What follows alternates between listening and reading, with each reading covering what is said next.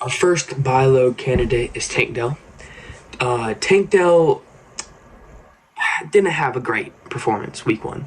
He had 3 receptions on 7 targets for 40 receiving yards. This Texans wide receiver core stacked. Nico Collins, Stephon Diggs, Tank Dell, and Tank Dell had the worst fantasy performance out of the 3.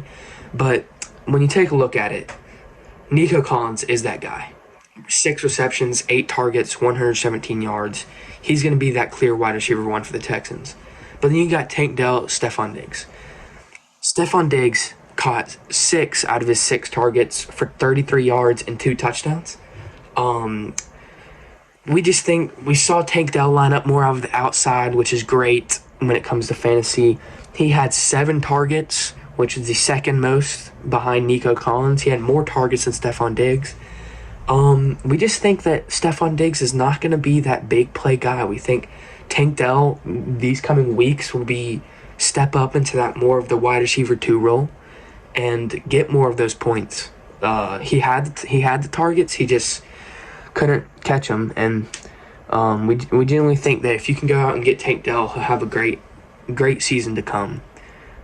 One last thing to mention about Tank Dell is on PFF, he is ranked 9th out of most expected points per game fantasy-wise. And, the volume, the attempts are there for Tank Dell. He can definitely be one of those guys if he can just, finish through. I mean, he's getting the looks from C.J. Stroud, and that leads us to believe that he's going to be a really, really good wide receiver heading into the later weeks of the NFL season. Our second buy low candidate is going to be Amari Cooper. Amari Cooper had a horrendous week 1 performance with 2 receptions on 9 targets for 16 yards, an average of 8 yards per reception. It was a tough day for the Browns in general. Offensive line looked horrendous. Deshaun Watson was not giving any time in the pocket. But one thing about Amari Cooper that you just can't ignore, the 9 targets. I mean, Deshaun Watson was looking for him almost all game. And Amari Cooper, the line just didn't give Deshaun Watson enough time to get those throws off and kind of led Amari Cooper down the chute. And I think a lot of people have seen the video of him dropping that touchdown pass that would have put him well above what he has now in fantasy points. But these 9 targets are you can't ignore them. Amari Cooper is he's that guy for the Cleveland Browns. Our third buy low candidate is going to be Keon Coleman. Keon Coleman, the rookie out of Florida State, drafted to the Buffalo Bills. He had an underwhelming fantasy performance. Had a pretty good rookie performance debut. And, he had 4 receptions on 5 targets for 51 yards, which is pretty good for Keon Coleman, Josh Allen really just carried Buffalo on his back. 2 rushing touchdowns, 2 passing touchdowns. But what we saw out of this game is that Keon Coleman looks to be the wide receiver 1 and the confirmed wide receiver 1. He had the most targets, had the most receptions, and led the team in receiving yards.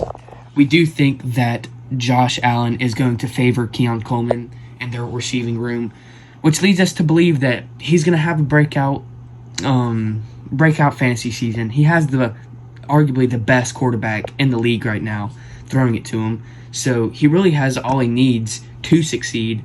So definitely go take some time out of your day. Go find a trade offer to send to that league mate with Keon Coleman. Secure him on your roster before he gets rolling in the fantasy football season. The fourth buy low player is going to be Ladd McConkey. Ladd had a pretty good game in fantasy debut, securing around 15 points with 5 receptions on 7 targets, 39 receiving yards, and a receiving touchdown.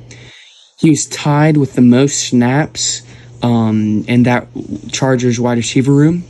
And, over the offseason, the Chargers lost a lot of offensive threats, including bigger names like Keenan Allen, Austin Eckler, and Mike Williams.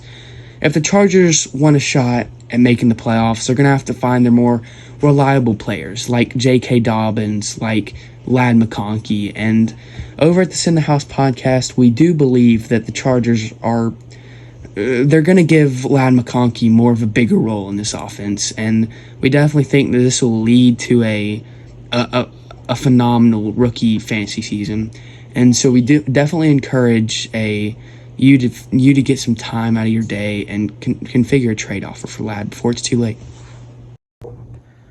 The fifth and final buy low player is going to be Trey McBride. Trey had a phenomenal fantasy season last year, coming out of nowhere and stepping into the tight end 1 conversation.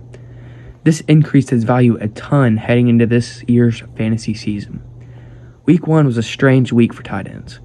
Most of the big-name tight ends, including Trey McBride, had a pretty crappy performance, which definitely leads to many questions regarding the tight end position.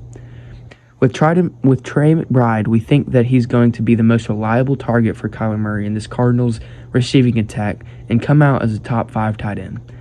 We advise for you to use this controversy at the tight end spot as an opportunity to land Trey McBride on your squad before the season gets rolling. This will be it for the buy low players for week 2 of the fantasy football season. Thank you for watching, and stay tuned. We will be coming out with more fantasy news, NFL news, and college football news in the near future. Thanks for watching, and go check out the TikTok and Instagram linked in the bio.